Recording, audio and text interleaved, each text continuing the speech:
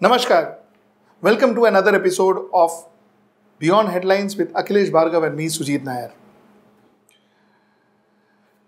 The interesting factor, Akhilesh, is normally when in any country, any economy, when the finance minister, when the banking head, the RBI head in this case, and such people go out in the market and say, you know what, we will take care of things. Okay, we will get the market back. We will ensure that good policies are put in place.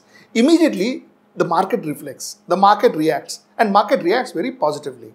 This is seen through and through, any country in the world. But unfortunately, if you see the last few incidences, Jaitley's words has fallen in deaf ears.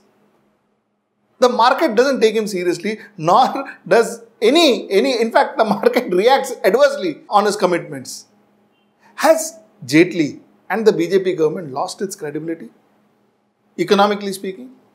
I'll take on what you mentioned, that Jaitley comes on the air to cool the market or reassure or to cheer up the market, but the cheer doesn't come. And the last incident was the stock markets were in a free fall. This was because of Yes Bank saga and ILFS payment default. They were in a complete free fall. The media was calling it a bloodbath. That day we had India Bulls share going down by 40%. We had Divan Housing Finance share going down by 60%. Shares were tanking. The stock market itself went down by 4%, which is a substantial fall. It was time to do crisis management. It was time to do firefighting. So we had, in a very unprecedented manner, the Reserve Bank Governor and the SEBI chairman, they issued a joint statement. They basically tried to fray down the market and ensure that tempers cool down. It did not work. The market still kept going down. That's the point of time Arun Jaitley came on the scene. Now that's the highest finance authority in the country. And he said, don't worry, there is enough liquidity in the system for mutual funds and NBFCs because the crisis was because of a payment default and there's nothing to worry about. The market still went down. In other words, Arun Jaitley's words were of absolutely no use. So you're right. At a time like this, when the crisis was not so large either and when it was just nervousness in the market, words of reassurance should have meant a lot. The market should have cooled. The nervousness should have gone. Nothing like that happened. Why does this happen? Why don't people take Jaitley seriously? They don't take Mr. Jaitley seriously for two reasons. The first is, it is now, very certain that at least from an economic perspective, the government suffers from a credibility crisis. You will remember demonetization.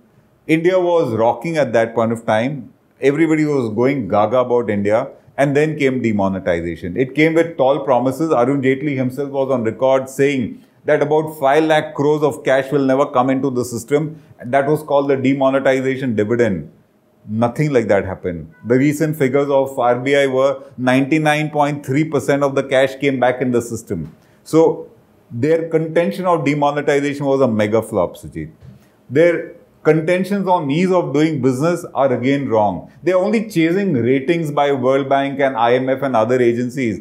But the ground reality of ease of doing business is pathetic. So if the finance minister wants to, refer to ratings and then claim all is good in terms of ease of doing business, but the ground level entrepreneur is suffering, he only looks at a big disconnect between the reality and what the finance minister is claiming. So again, you have a loss of credibility. The recent GDP figures that came up, wherein the government claimed that, the GDP growth for the quarter is 8.2%. You had the IIM Ahmedabad Professor Dholakia challenging that 8.2% to say that the figures are not correct somewhere.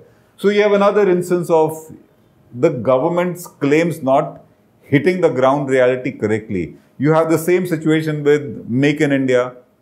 Correct. It's a flagship program of the government. It is supposed to really deliver. Again, big disconnect between the claim and what the ground reality is. And what has been irking is that whenever there is this kind of a disconnect, it's okay to make a bold statement, a statement of intent, but it is not okay to make a statement of actual claim when it has not happened. One of the ones that irks the most is the unemployment figures. The government target the target of Mr. Modi was, creating employment to the tune of 10 million jobs a month. We never hit that figure. We probably hit 10 million a year if at all it came. But they have never accepted it. Now they are giving the EPFO figures, the ESIC figures to say that look at those rising figures. But those figures are not because of new jobs. Those figures are because of existing labor are now getting into the EPFO database. So you have, a feeling that jobs have come in. But the ground reality is something else. So there is a huge, I think, credibility crisis. There's a disconnect between reality and what the government claims. Akhilesh, in India for the last 70 years, we had corrupt government. We had government with policy paralysis. We had government that were ineffective. We had government that didn't know how to do business. Okay, we had all these sorts of government. But this time, we are seeing a government which lies. Blatant lies. This is a new thing. This is a new one. Okay. Now, this is actually not only causing problems in India, but it is also causing problems for India. Well, when it comes to a global economy. True. I mean, if the highest persons in the government are found to have made statements which are contrary to the facts, and they are very apparently contrary, then you do end up, India loses. It is the Indian credibility which is at stake. Like, for example, in our circles, we always put figures coming out of China to be suspect because they are doctored figures.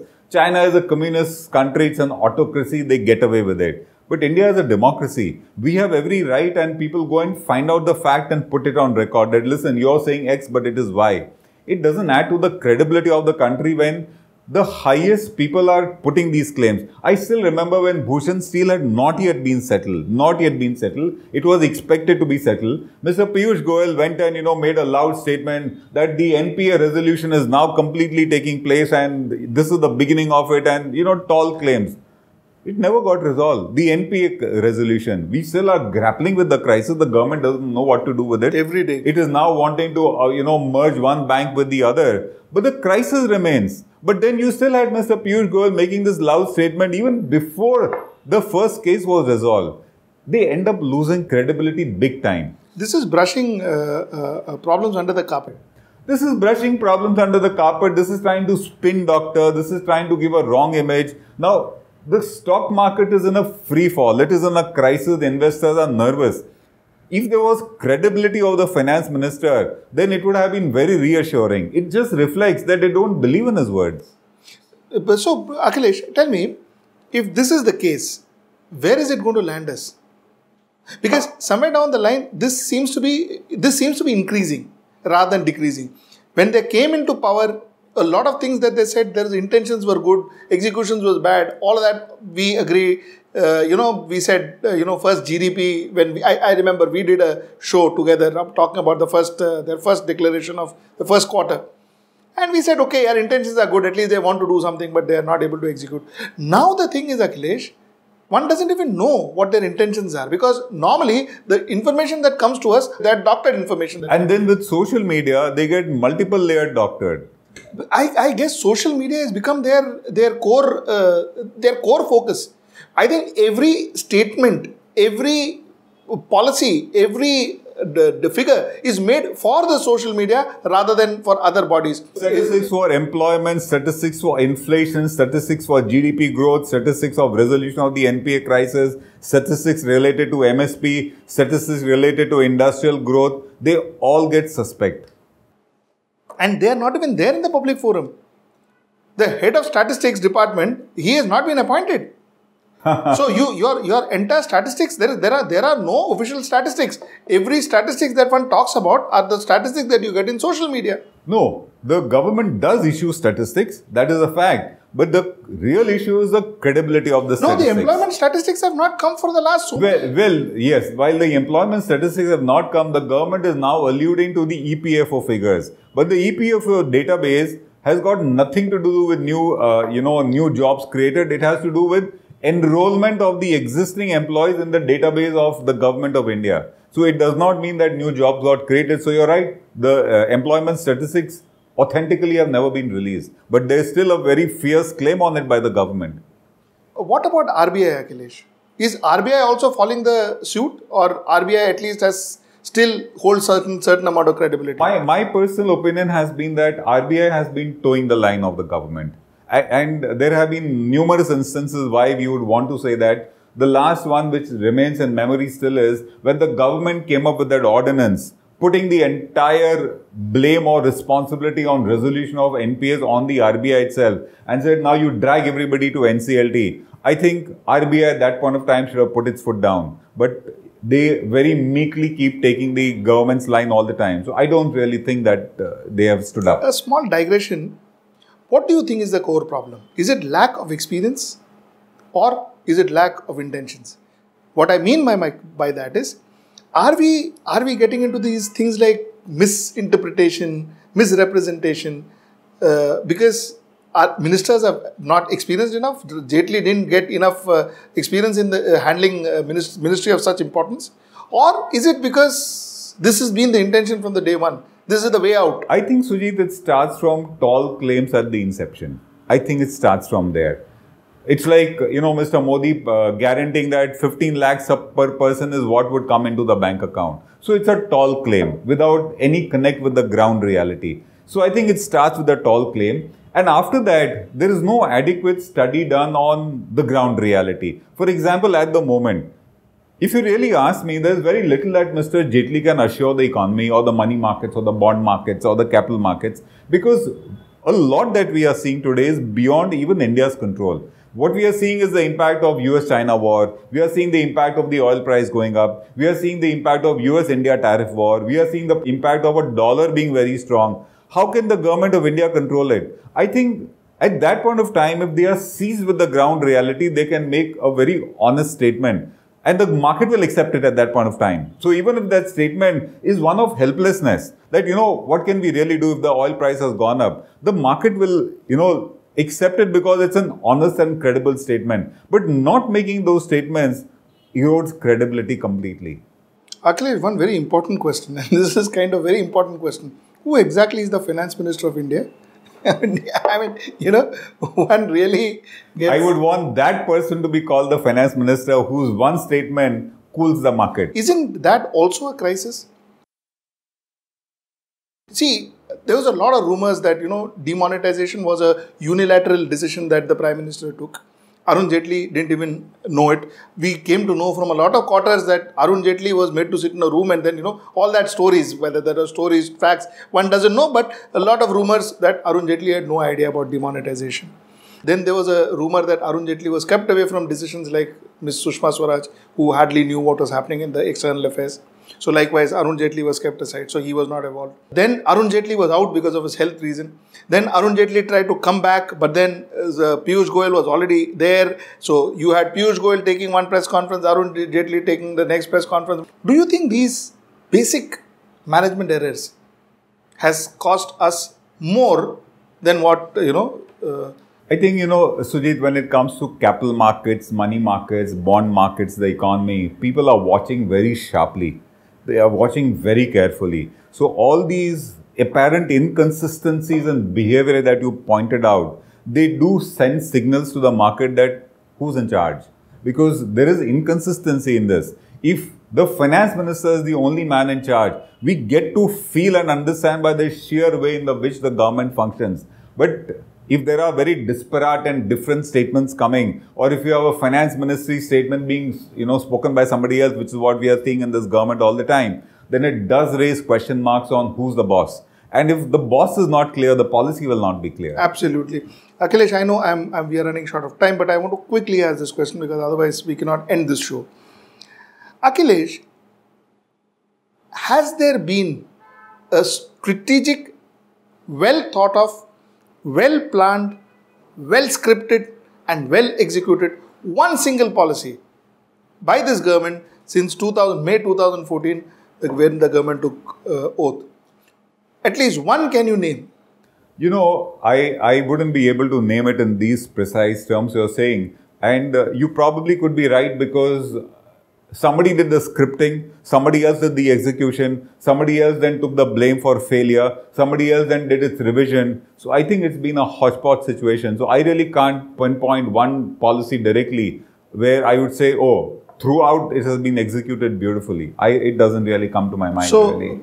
Should I be right if I say that there has not been a single economic policy laid out by this government, which actually was thought, scripted and executed well. See, people might claim credit on this for GST, but I don't think it gets into the format that you're talking about. People might want to claim credit for FDI policies, but I again don't think it gets into the kind of precision you're talking about. So it doesn't really come to my mind. So all these international visits of the Prime Minister, what has it finally got us? What has it finally got us in terms of rupee ana paise? I don't want to say our power is very high and we are very popular in every other country and now Indian is all that jazz. Well, see, I'll tell you what it achieved. It achieved two precise things according to me. One is, after the UPA 2 tenure and the kind of policy paralysis we faced, people were giving India a complete write-off situation. As they say, we became a part of the fragile five. I think that image has got cured. The second thing that it has done is, because of this image getting cured, they are interlinked. FDI has come into India into large numbers. Now, whether the FDI investors after they came in are satisfied or not, or their objectives were achieved, I wouldn't comment on that. But I think these two things were achieved. You needed somebody to convey an image. That image was conveyed. So whether the investors are finally happy is a question mark. Correct. I think all these visits, what actually you are saying, helped India is to correct the image of us being a economically at least stable country. To conclude, there are few positions, there are few offices in India whose credibility is at most to the survival and the growth of Indian economy and India as a country. And when those offices are compromised with lies, fake promises, misrepresentations, it directly affects the Indian economy. It directly affects India's growth. Finance Ministry is one of them. Namaskar. For more such episodes, please subscribe to HW News and press the bell icon for instant notification. Also, do give this video a like and share the video to spread the word around.